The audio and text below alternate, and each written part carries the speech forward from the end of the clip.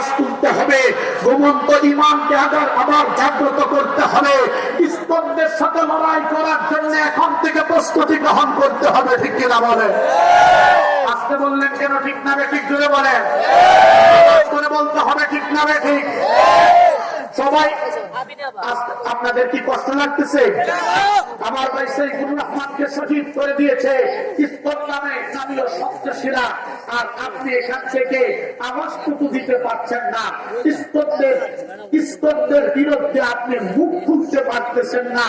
ও মুসলমান, আপনি মনে করতেছেন আলিফ শহীদ হয়েছে, আলিফকে সবাই করছে, তাতে কি হয়েছে?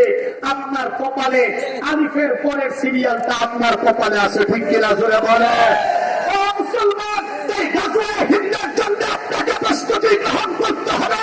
আমি একদম মনে করি বাংলাদেশ থেকে গাজওয়ে হিন্দের সূচনা হবে।